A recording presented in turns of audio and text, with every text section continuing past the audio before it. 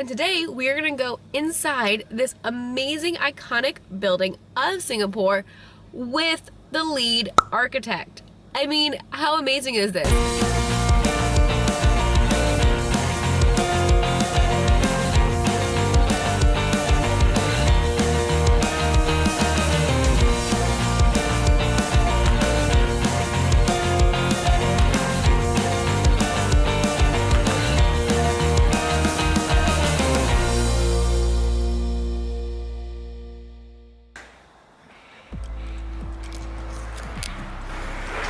Right now.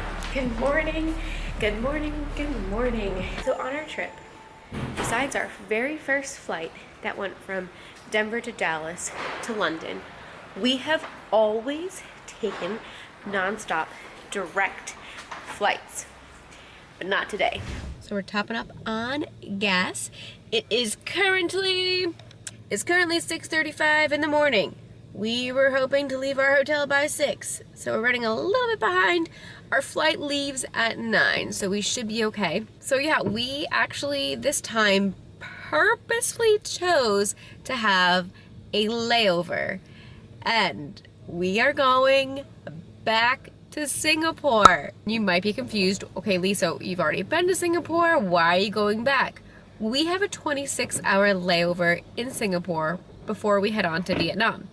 The reason we are so excited about this is because after we had already been to Singapore and when we were in Bali, we got connected with a family friend's cousin who was part owner of the villa that he so graciously let us stay at for 2 nights. He lives in Singapore and he is actually the chief architect of the iconic Marina Bay Sands Resort, which we did not go inside of when we were in Singapore. We just saw the outside of it. We had been looking for routes that would go through Singapore, but then this one with a 26-hour layover was only like $20 more.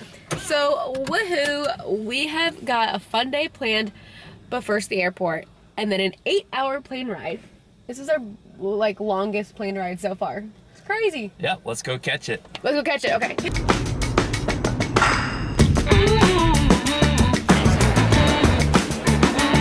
Like 45 minutes just to the check-in, so now we only have like an hour and 15 minutes before we board, and I was really hoping to upload a video because the Wi-Fi at the hotel last night was terrible, and the Wi-Fi here is like the fastest we've seen in an airport Wi-Fi. It's amazing. All right, about to board our flight, and the crazy thing is that this is an 8-hour plane ride from Australia to Singapore. We're pretty much just going up, and so it's a 2-hour time difference. So we should be able to adjust pretty easily. So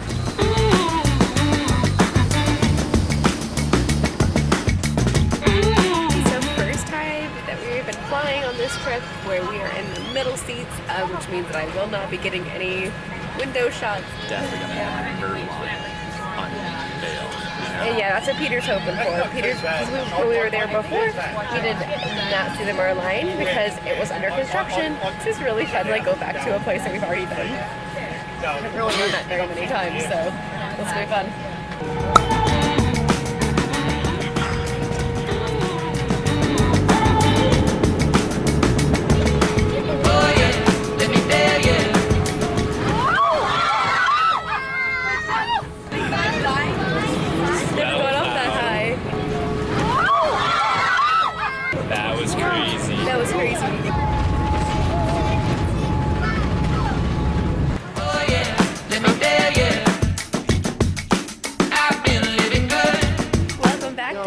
Fanciest airports we've ever been in.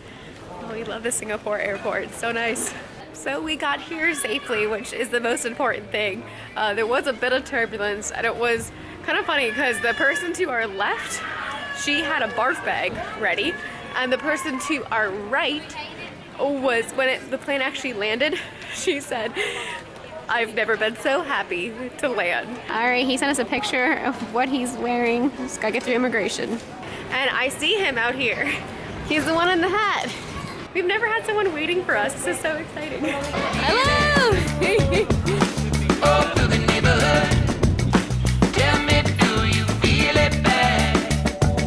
Living, I've never been better. He probably will. Real good.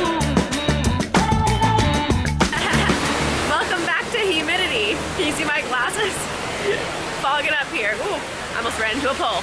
So just took the bus, and it was 77 cents. So last time we were here, we didn't get the bus card because you have to pay $20 for the bus card itself. But Jason had a couple extra bus cards, and so we didn't have to buy the card. And in fact, he had money on his card, so he's still letting us use that. So that's awesome. Eating your candy? Love bite. It's a love bite. Where'd you get that? That's from immigration here in Singapore. The only airport that gives you candy when you go through immigration. Another reason that I love Singapore.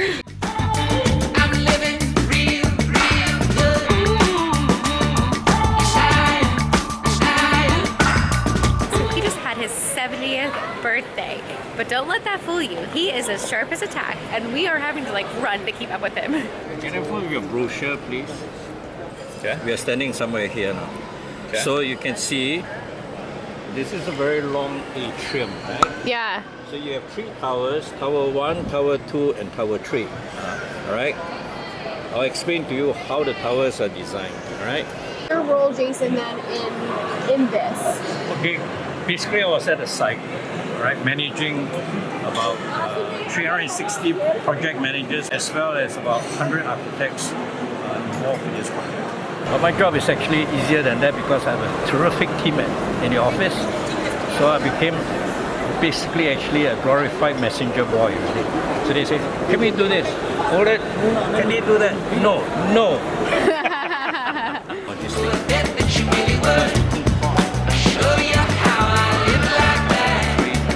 you can see this point here, this is the highest point of the roof. Finished. Go down to the next block, it starts to drop down.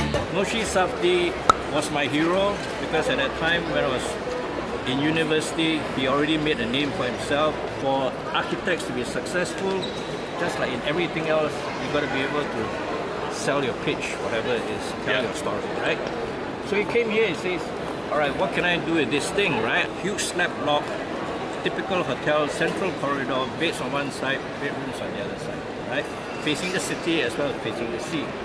This is a very prominent building facing the sea as you come into Singapore, right? And you don't want to see a wall. Right. So he says, I should soften that. And that's what he did. So instead of having a wall, he did 3 blocks, right? He did 3 blocks, and then he says, I'll put a portal on top of it, create a portal. That's where the Sky Park came in. So by putting a Sky Park on top, you create a portal, and therefore you have created 2 windows. That's a pretty good idea, you know. Now he embellishes it by saying, so now I create this thing so that when you're from outside looking in, I have windows to Singapore. And Singapore is looking through this as a window to the world. The length of that Sky Park that stretches right across 75 meters, the entire length is about the same height as the Eiffel Tower. Okay? He's going to make it back in 7 years. Wow. Right? That was his goal. But the truth is, he actually made back his investment in 5. No way. I'm telling you this. Casino is so successful, it's even more successful than his casino in Las Vegas. For this is 1 million. Wow. So there was a 10 million budget for all of the artwork, and these seats right here was 1 million of it. Crazy. It makes sense to have the aircon coming at lower level. This is too high. So Right. It makes sense to bring the aircon at lower level. The other artwork, I know, I love these. They're huge. porcelain pots. I think this was in Malaysia or from China or something. The proportion makes sense in relation to, if you turn around, you see how high the space is. This is really fun seeing the details that I would totally miss if we didn't have someone that was part of the architects and building of this amazing, iconic building. Let me show you. I'm living real good. So because guests were coming up and not paying, they put this opaque wall, but we know the architect who knows a new way. Time to put my rain jacket on. Yes, this is Gardens by the Bay right here. What? Super Grove trees. Okay, you My see camera's that? fogging up. So that is a plant. Let's get into somewhere. Casino and the podium side. And directly below here is the crane.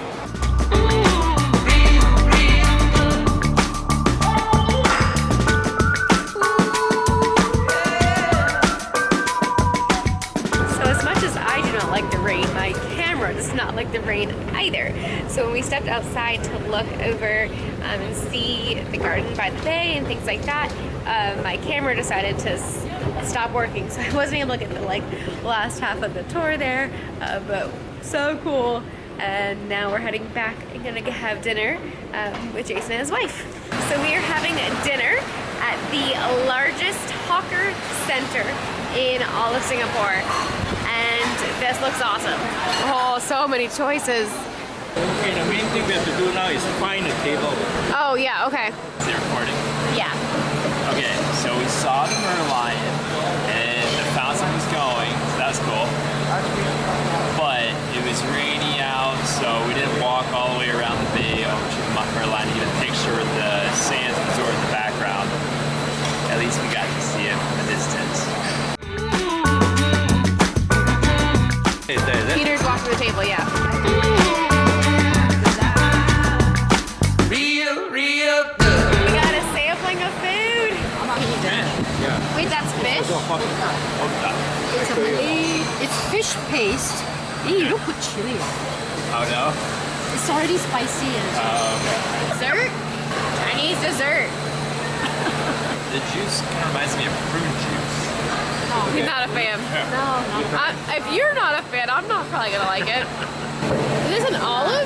No, you have to, it's a you have to date. stir. So it's supposed to be good for memory and stuff like that. Oh really? Hey, if this is healthy, if this is the key to staying sharp and young and healthy, I'll I eat say it. that. I just think the ginkgo is good. Not everything. This is the fountain of youth. I'll eat it. Yeah. It's really sweet. It doesn't taste like prune juice. We had fun hanging out with Serena and Jason tonight. And now it is 11 o'clock local time.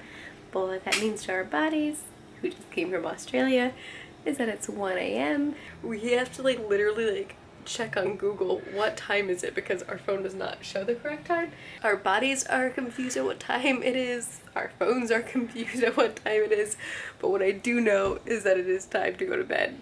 Good night and subscribe. Let me show you. I had to drive to Australia. Well, I didn't drive to Australia because that's impossible.